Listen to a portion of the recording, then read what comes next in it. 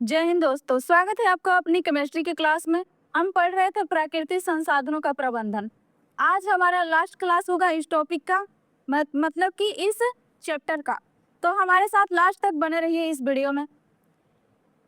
बांध निर्माण से उत्पन्न पर्यावरणीय समस्याएं, आज हमें इसके बारे में पढ़ना है कि जो हमारे बांध दिन प्रतिदिन बनते जा रहे हैं नए नए, उनसे क्या क्या समस्याएं उत्पन्न होती जा रही है। कहा रहा है कि बड़े बांधों के निर्माण से पर्यावरण तथा समाज पर कई प्रकार के प्रभाव पड़ते हैं। देखिए क्या क्या उनका प्रभाव पड़ता है जब बड़े बड़े बांध बनाए जाते हैं, डैम बनाए जाते हैं। तो बांध बनने से कई गांव और कृषि भूमि जलमग्न हो जाते हैं। मतलब कि जिस एरिया में बांध बनाया जाता है उस एरिया का जो गांव होता है या फिर कृषि योग्य जो भूमि होती है वो जलमग्न हो जाती है। मतलब कि लोगों के उपयोग लायक नहीं बचती है। लोगों का विस्थापन होना पड़ता है, मतलब घर छोड़ करके या जगह गांव छोड़ करके बाहर वाले दूसरे एरिया में जाना पड़ता है, क्योंकि उस एरिया में पूरा पानी भर जाता है और पुनर्वास की समस्या उत्पन्न होती है। पुनर्वास वही मतलब अपना स्थान छोड़ करके आपको कहीं जाकर बसना पड़ रहा है। प्राकृतिक संसाधनों तथा पारिस्थितिक संतुलन पर प्रभाव पड़ता है। मतलब कि जिस एरिया में डैम बनाया गया उस एरिया में पानी ज्यादा रहता है, इसलिए उसका कृषि भूमि या फिर पारिस्थितिक जो तंत्र होती है, जंगले पेड़ पौधे सारे पानी में क्या हो जाता है, डूब जाते हैं। मतलब बहुत नुकसान होता है एक तरह से। बांध टूटने या दुर्घटना की स्थिति सुरक्षा संबंधी समस्या उत्पन्न होती है। मतलब कि जब पानी या देखते हैं कि बाढ़ वगैरह आती है तो हमेशा डर लगता है कि कहीं बांध टूट न जाए और उस एरिया को पूरा डुबा न ले। तो इस तरह की दुर्घटना भी हो जाती है और इस स्थिति में बहुत ज्यादा सुरक्षा के लोगों को डर सताती है। अब देखिए सुरक्षा की समस्याएं तो उत्पन्न होना जरूरी है, क्योंकि डैम अगर पास में है तो कुछ बड़े बांध भूकंप संवेदी क्षेत्रों में स्थित है। मतलब कुछ कुछ डैम जो बनाया गया है ना, वो वहाँ एरिया में भूकंप आते रहते हैं, तो उससे और ज्यादा डर लगता है कि कब भूकंप आ जाए और ये बांध टूट जाए, जिससे सुरक्षा संबंधी खतरे बने रहते हैं। कह रहे टिहरी बांध भूकंप संवेदनशील क्षेत्र है। जो टिहरी बांध है ना, वो मतलब कि एक तरह से वो एरिया जो है उसमें भूकंप हमेशा आते रहती है, इसलिए इसको भूकंप संवेदी क्षेत्र कहा गया है। उसी एरिया में ये स्थित है। भूकंप आने पर बांध के टूटने का खतरा हमेशा लोगों को सताती रहती है। बांध टूटने की स्थिति में ऋषिकेश, ये है आपका ऋषिकेश, यहाँ छत्तीकेश नहीं है, ये है ऋषिकेश। आपका ये ऋषिकेश है और हरिद्वार जैसे शहर को प्रभावित करते। देखते हैं यूपी का कितना बड़ा ऋषिकेश और हरिद्वार एरिया है, क्षेत्रफल है, मतलब बहुत सुंदर सिटी है।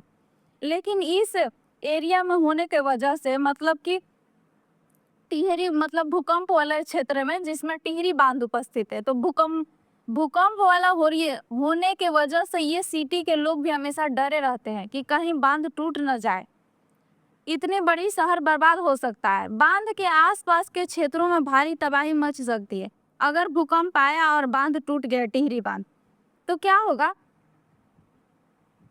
भारी तबाही होगा और सरकार को भी बहुत बड़ा नुकसान झेलना पड़ेगा। इसलिए बांधों की सुरक्षा सुनिश्चित करना आवश्यक है। सरकार को इस पर ज्यादा से ज्यादा ध्यान देना चाहिए, उसकी मजबूती पर।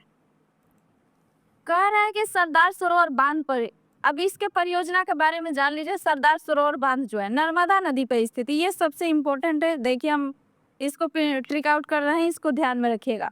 नर्मदा नदी पर स्थित एक बहुउद्देशीय परियोजना। बहुउद्देशीय मतलब परियोजना मतलब इससे एक काम नहीं हो रहा है, इससे अनेक तरह के काम, बिजली उत्पादन, नहरें निकालना, उससे सिंचाई, कई तरह के परियोजनाएं जुड़ी हुई होती है, जिसका उद्देश्य सिंचाई, विद्युत उत्पादन और पेयजल क्षति पूर्ति भी करना होता है। कह रहा है कि यह बांध नर्मदा नदी पर है। बांध है नर्मदा नदी पर, गुजरात राज्य में स्थित है। इसका उद्देश्य सिंचाई, जलपूर्ति, पेयजल उपलब्ध कराना। इस योजना से गुजरात, मध्य प्रदेश, महाराष्ट्र, राजस्थान लाभान्वित होता है। मतलब इन सबको लाभ पहुंचाता है ये बांध, जो सरदार सरोवर बांध है नर्मदा नदी पर। परियोजना का कुछ पर्यावरणविदों एवं सामाजिक कार्यकर्ताओं ने इसका विरोध भी किया है कि मतलब पर्यावरण का नुकसान हो रहा है इस बांध की वजह से, तो उन्होंने अपना दुख भी प्रकट किया है इसके प्रति। जल संरक्षण का उपाय देखिए, जल भी हम दिन प्रतिदिन कितना बर्बाद करते जा रहे हैं, इस संकट भी उत्पन्न हो रही है। शहरों में तो मतलब डायरेक्ट जमीन का पानी पीने के लिए भी नहीं मिल रहा है, बड़ी दिक्कतें हो रही हैं। तो इसे भी हमें संरक्षण करना चाहिए। उपलब्ध जल का विवेकपूर्ण उपयोग, उसे भविष्य के लिए सुरक्षित रखना ही क्या होता है, जल संरक्षण होता है। आप उसका उपयोग एकदम विवेकपूर्ण करिए, जितना ज़रूरी है उतना ही बहाइए, यूज़ करिए। बिना मतलब का पानी, या देखते हैं कि कई जगहों पर ऐसे ही नल आदमी खोल कर के छोड़ देते हैं, या फिर नहाने के बाल्टी को भर के गिरते रहता है, तो इससे जल बर्बाद होता है। तो हमें सुरक्षित रखना चाहिए इसे। जल एक सीमित संसाधन है, ऐसा नहीं है कि जल एक बार ख़त्म हो जाएगा तो पृथ्वी में जल बहुत ज़्यादा भर-भर के आ जाएगा और वापस से आ जाएगा। नहीं, ऐसा नहीं है। सीमित संसाधन है, इसका संरक्षण बहुत आवश्यक है, क्योंकि इसके बिना जीवन ही नहीं है। जल की बर्बादी रोकना तथा इसका सदुपयोग करना चाहिए। कह रहा है वर्षा जल संचय, जब हम वर्षा का जल को इकट्ठा करते हैं तो रिसाव को रोकना, मतलब कि जब हम किसी चीज़ में जल को अगर सिंचाव करें तो हम ध्यान दें कि वो अगर टंकी है या फिर कोई चीज़ है तो वो रिस तो नहीं रहा है, कहीं पानी उसका बर्बाद तो नहीं हो रहा है। जल पुनः उपयोग करना, अगर पानी कोई चीज़ है, अगर एक बार इसके उपयोग कर चुके हैं, अगर हो सके तो दूसरा बार कहीं उपयोग में आए तो उसे करिए, फेंकिए मत उसे। पेड़ों का संरक्षण भी करिए, ताकि पेड़ रहेंगे तो जल होंगे, समय पर बारिश होगी। अगर पेड़ पौधे नहीं रहेंगे तो बहुत दिक्कतें होगी। जल स्रोतों की सफाई, जल स्रोतों की टाइम टाइम पर सफाई करिए अपने टंकी के, या फिर देखते हैं बहुत सारी टंकियां होती है जिसकी समय समय पर सफाई होती रहती है, ताकि सुरक्षित रहे और बीमारियां ना फैले अगर उसका जल लोग उपयोग कर रहे हैं तो। और जागरूकता भी फैलाना चाहिए। आज जल बचाएंगे तो तभी कल सुरक्षित जीवन पाएंगे, ये एक स्लोगन दिया है कि अगर आप जल अभी बचाएंगे तो अभी आप सुरक्षित जीवन का कल्पना कर सकते हैं। अब देखिए, कोयला तथा पेट्रोलियम, इसका भी हम उपयोग ईंधन के रूप में कर रहे हैं। कह रहा है कोयला एवं पेट्रोलियम जैसे जीवाश्म ईंधन है, मतलब कि जीवाश्म का मतलब होता है कि ये जीवों से प्राप्त होता है, इसलिए इसे आसानी से बनाया नहीं जा सकता है। जिसके निर्माण में लाखों वर्ष लग जाते हैं, आसानी से नहीं प्राप्त होता, इसके बनने में लाखों करोड़ों साल लगते हैं, इसके बाद ये बनता है कोयला और पेट्रोलियम। कोयला तथा पेट्रोलियम जीवाश्म ईंधन है, इसके निर्माण में लाखों समय लगते हैं, 1-2 साल की बात नहीं है। पृथ्वी में इसकी मात्रा सीमित है, पृथ्वी में जहाँ खोदिएगा वहाँ से पेट्रोल डीजल आपका नहीं निकलने वाला है। इसकी सीमित मात्रा है, समुद्री वाले एरिया में पाया जाता है, और कोई कोई देश नहीं है, बहुत सारे देशों में भी ये सब नहीं है, इसीलिए कोयला पेट्रोलियम बहुत ज़्यादा महंगा रहता है। एक बार समाप्त होने पर यह शीघ्र उपलब्ध नहीं हो सकता है। अगर एक बार ये ख़त्म हो गया ना, तो जल्दी से ये वापस से बन नहीं सकता है। इसका उपयोग सावधानी पूर्वक करना चाहिए एवं सीमित मात्रा में करना चाहिए, ताकि हम इसका उपयोग निरंतर, मतलब कि सतत उपयोग इसका कर सके। जीवाश्म ईंधनों के दहन से दुष्प्रभाव, देखिए अगर हम इसे जलाते हैं या फिर गाड़ियां या हमारी फैक्ट्रियां जो चलती है उनसे जो अगर ये जल के कोयला पेट्रोलियम अगर जल रहा है तो देखिए उससे किस तरह की गैसें निकलती है। कोयला और पेट्रोलियम के जलने से हानिकारक गैस निकलती है। कैसी गैस है? बहुत हानिकारक गैस निकलती है। कह रहा है कि CO2 जो है हरित गृह गैस, इसको हम लोग बोलते हैं हरित गृह गैस, मतलब कि भूमंडल जो है ना हमारा, जो पृथ्वी है, इसका टेम्परेचर बढ़ा देता है। ये CO2 की मात्रा जैसे पृथ्वी पर बढ़ेगी ना, पृथ्वी का टेम्परेचर बढ़ जाएगा।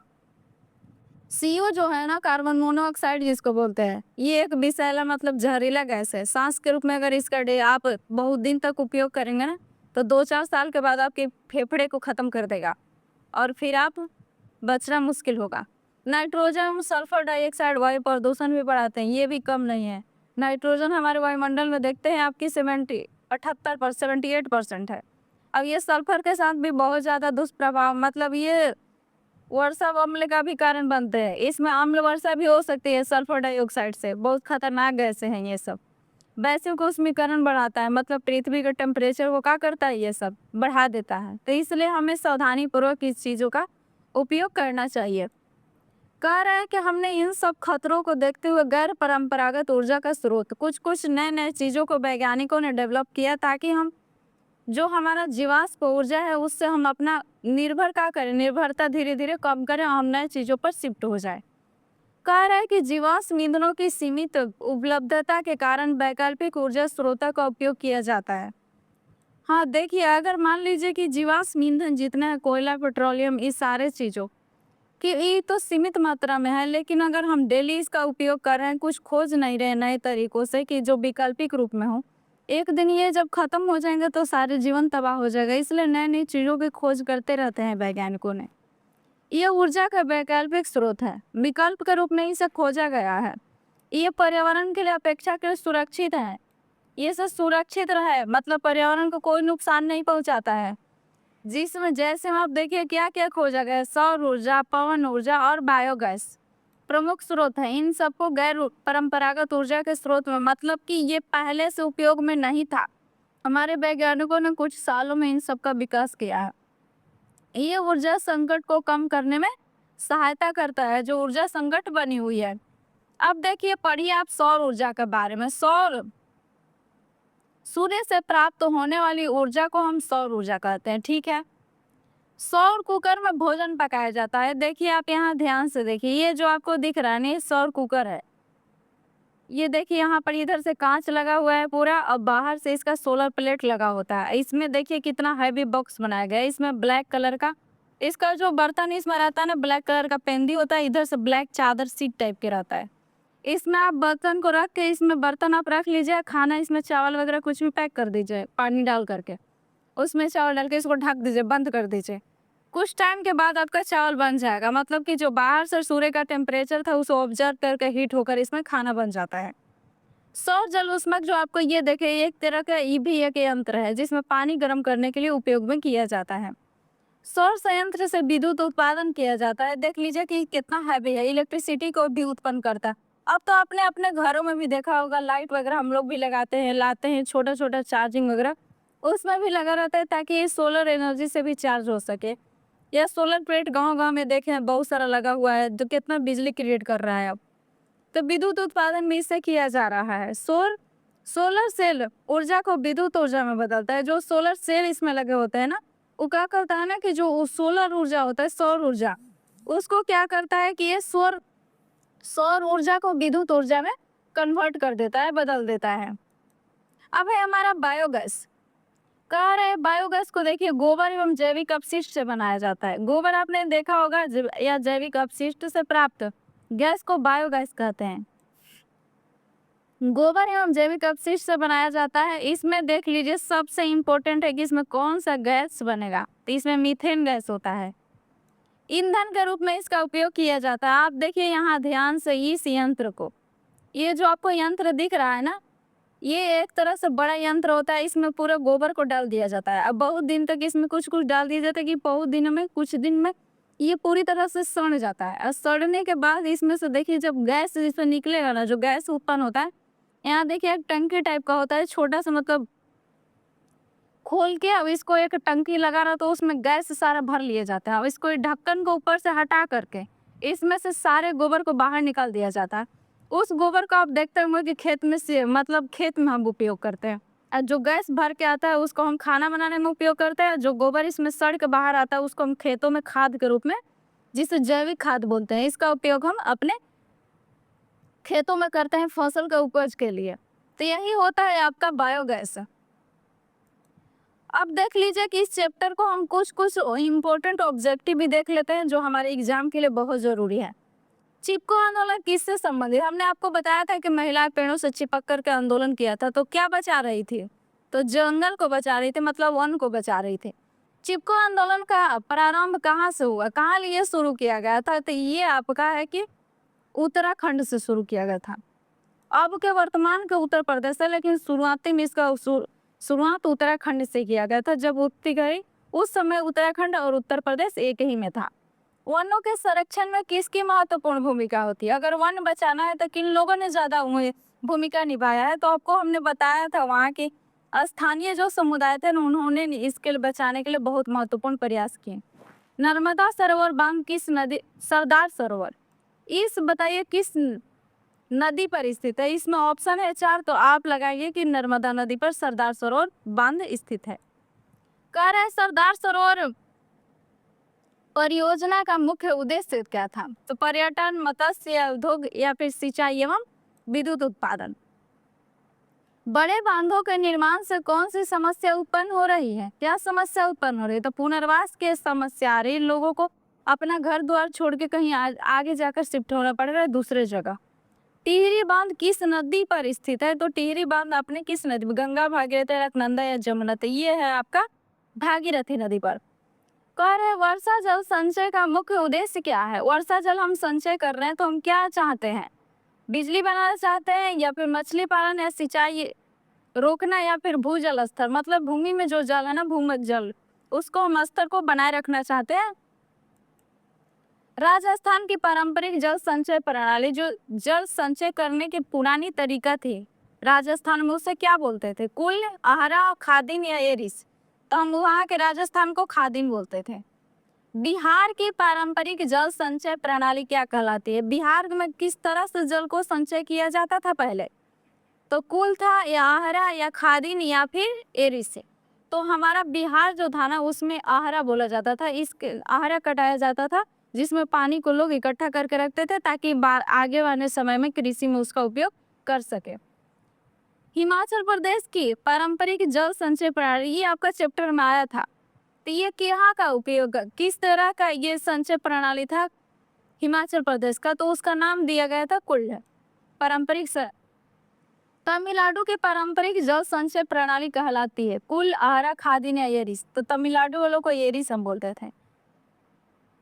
नेक्स्ट है आपका कि कोयला एवं पेट्रोलियम किस प्रकार का संसाधन है? कोयला और पेट्रोलियम, तो आप देखते हैं कोयला और पेट्रोलियम को बनने में लाखों करोड़ों साल लगते हैं, तो ये आपका अनवीकरणीय, जल्दी से बन के तैयार नहीं होगा। कोयला एवं पेट्रोलियम को क्या कहा जाता है? ये क्या कहा जाता है कोयला और पेट्रोलियम को? इसको जीवाश्म ईंधन के रूप में आप जानते हैं, क्योंकि ये जीवों से प्राप्त होता है। कह रहा है कार्बन डाइऑक्साइड किस प्रकार की गैस है? विषैला है, या फिर हरितगृह गैस है, निष्क्रिय गैस है, अम्लीय है? तो ये आपका हरितगृह गैस है। कौन? तो कार्बन डाइऑक्साइड। कार्बन मोनोऑक्साइड कैसी गैस है? उपयोगी गैस है, हरितगृह, या विषैला, या निष्क्रिय? तो ये बहुत जहरीला गैस होता है, कार्बन मोनोऑक्साइड। नेक्स्ट है कि जीवाश्म ईंधनों के दहन से कौन सी समस्या उत्पन्न हो रही है? अगर जीवाश्म ईंधन को हम जलाएंगे तो कौन सी समस्या उत्पन्न होगी? भूकंप आएगा, बाढ़ आएगा, सूखा, या फिर वैश्विक उष्मीकरण, तापमान को वृद्धि हो जाएगा। सौर ऊर्जा का स्रोत कौन सा है? सौर ऊर्जा का स्रोत बताइए। पृथ्वी से सौर ऊर्जा प्राप्त होता है, चंद्रमा से, सूर्य से, तारे से? तो ये आपका सूर्य से सौर ऊर्जा प्राप्त होता है। अब देखिए नेक्स्ट क्वेश्चन है कि बायोगैस में मुख्यतः कौन सी गैस होती है? तो बायोगैस में कौन सा गैस होता है, इसका आंसर, और 20 नंबर क्वेश्चन का पवन ऊर्जा का उपयोग किस कार्य में किया? इन दोनों का क्वेश्चन का आंसर आप कमेंट बॉक्स में बताइएगा। आज हमारे ये चैप्टर फिनिश हो गया। Thank you so much watching this video. I hope कि वीडियो पसंद आए तो लाइक शेयर एंड चैनल को सब्सक्राइब करना बिल्कुल ना भूलिएगा।